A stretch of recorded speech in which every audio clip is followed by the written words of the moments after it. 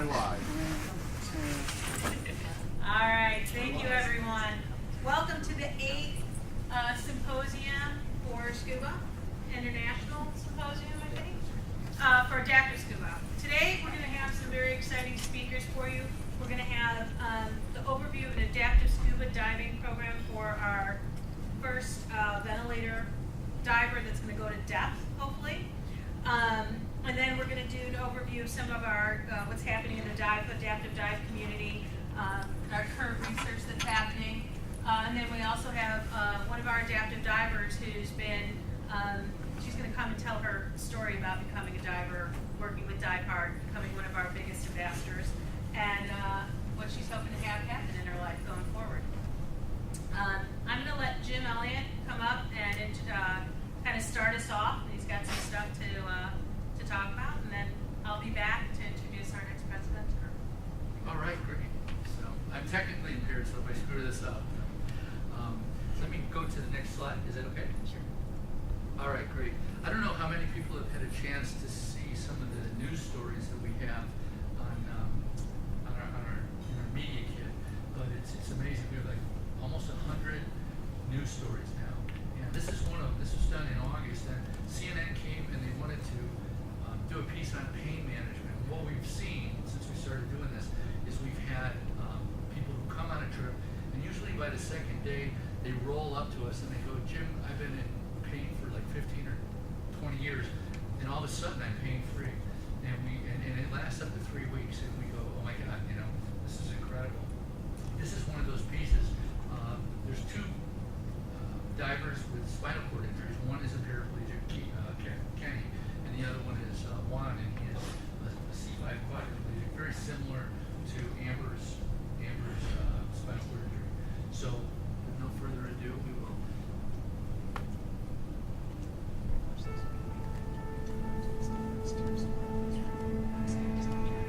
One of the coolest things is when we take a diver with a disability in open water, the word freedom comes up over and over and over again, because that's how they describe their feeling. My name's Jim Elliot, founder and president of Diveheart. We help people with disabilities using zero gravity and scuba therapy. It's a great equalizer. We take their new normal in some cases, and we help create a paradigm shift. So now the individual with the disability isn't defined by that disability. And they go into a room and people say, "You do what? You scuba dive? That's impossible. You're in a wheelchair."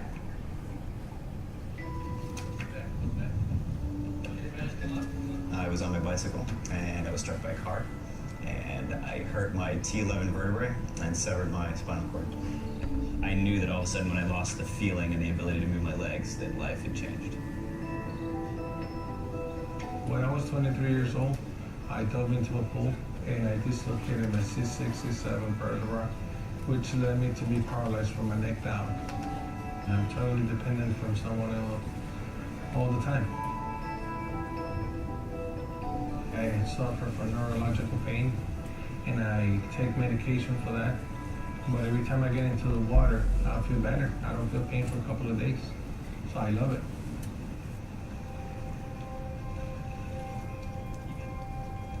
We see immediate pain relief. Individuals with everything from MS to spinal cord injuries and cerebral palsy can become pain-free if we can get divers deep enough to 66 feet, which is 3 atmospheres. There's an extra output of serotonin in the human body. The serotonin will help with the pain management up to 3 weeks. It just helps our quality of life in so many different ways, body, mind, and spirit. Diving is just amazing because I get out of this position and I can kind of do whatever I want and get in whatever position I want, which you don't get to do on land. When you're kind of stuck to a chair, being weightless is one of the best feelings. I was looking at myself standing up, and that was for me fabulous. I loved it. I was like, oh my God, I can't believe I'm seeing myself standing up again. After I imagine so many years, 15 years that I am an accident. I feel like total independent. I feel like freedom, liberty out of the power chair. It's me again. Could we, I think we need lights. Nick, Yeah, I got it. help? All right. what I like to do at the beginning of some of these symposiums is just kind of go around the room and see who's here and some of the experiences they've had real quick. Why don't we start here? Jim? My name is James Harold. I'm an HSA instructor.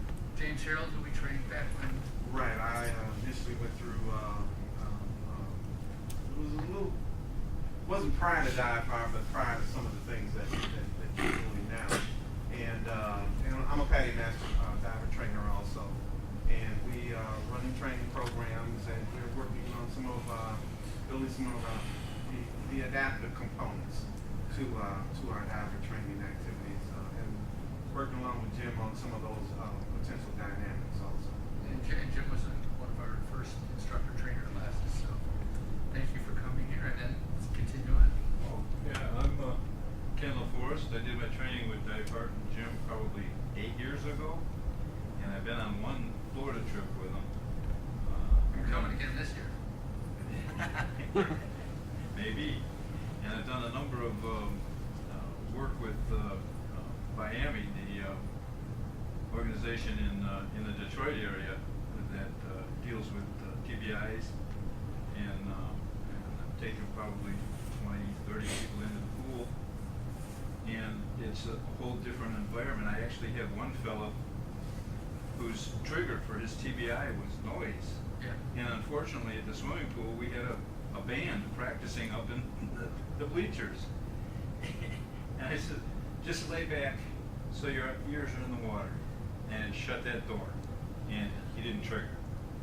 That's awesome. He had a good time that whole time. And I'll never forget that training too, because I arrived there and it was a huge snowstorm.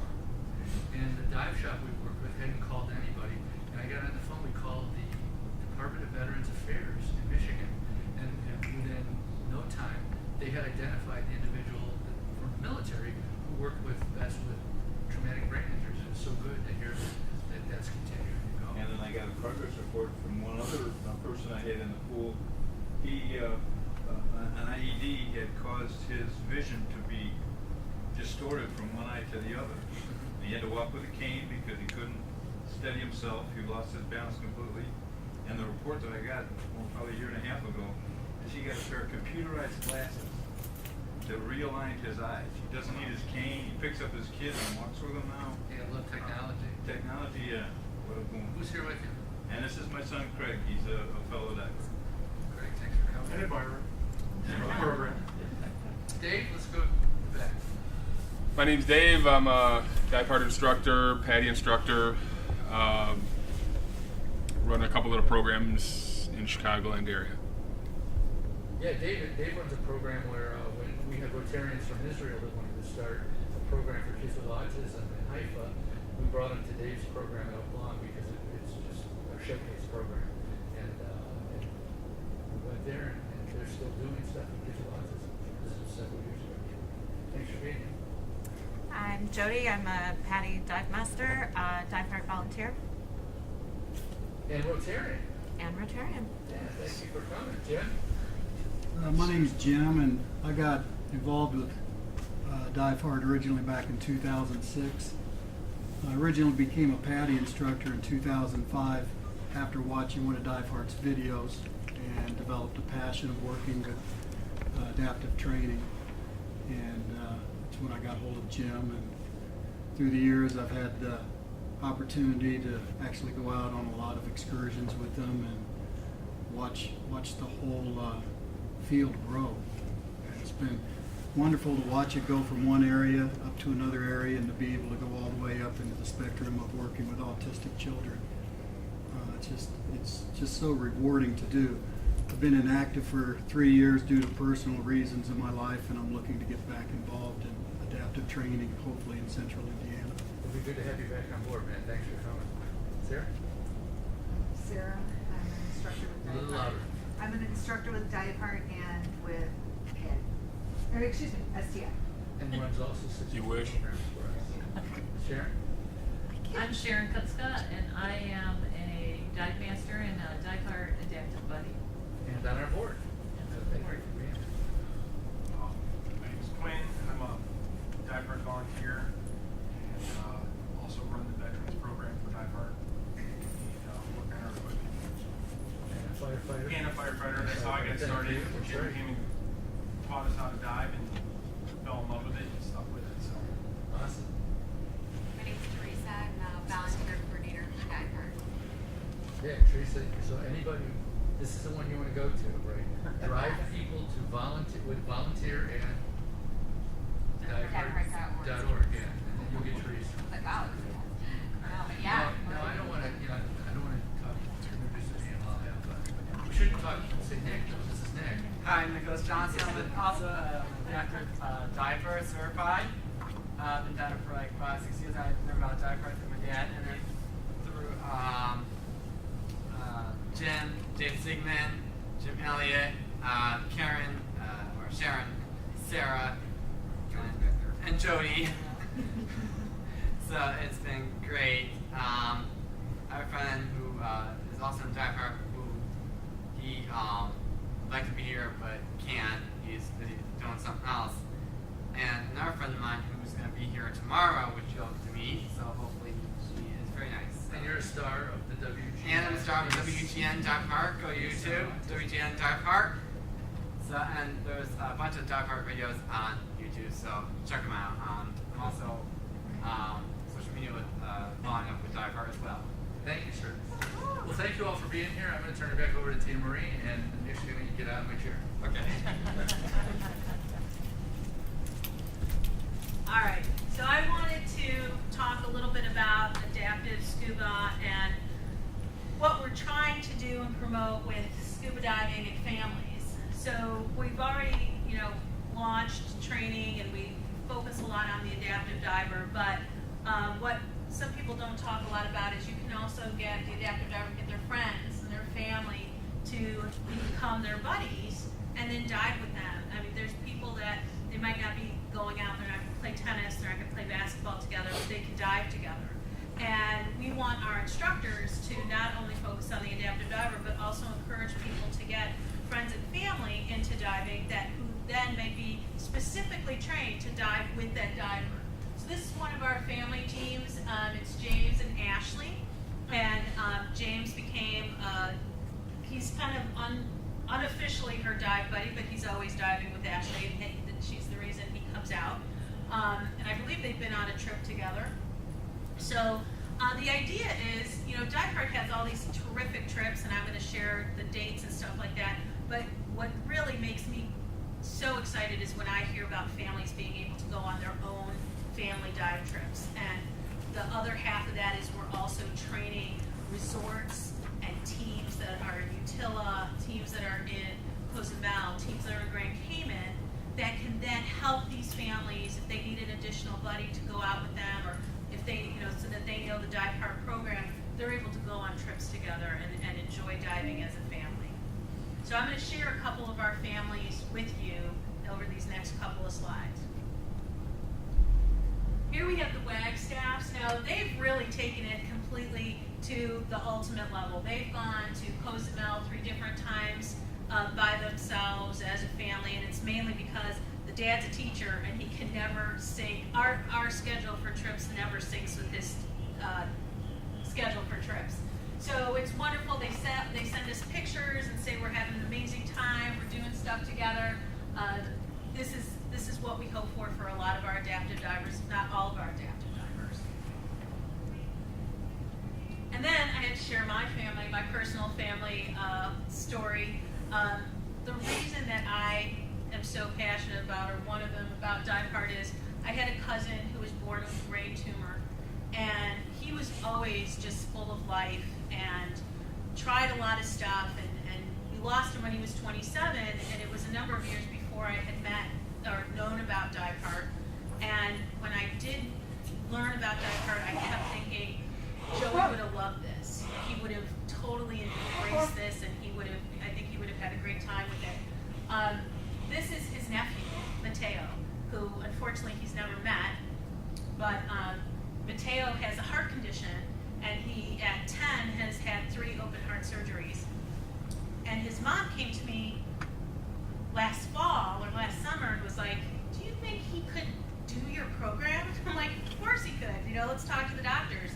And she was specifically looking for something that he could do, that could be all his, because he's not allowed to play basketball or soccer. He can't go on roller coaster rides. He gets a lot of, you can't do that, you can't do that. And this was something that he could do. Of course, to see him zipping around in the water, you would be like, are you sure that he's not, overexciting himself? But he's an awesome diver, and I'm hoping really hard to get him on one of our Key Largo trips this summer. But that's my personal Diveheart family story. And I'm really excited to have Joey's nephew with me. So this is, that was kind of my bit of it. I want to introduce next the ventilator team, and we're going to have Jim come up and kind of give us a history of what's been going on with this project. It's an ongoing project.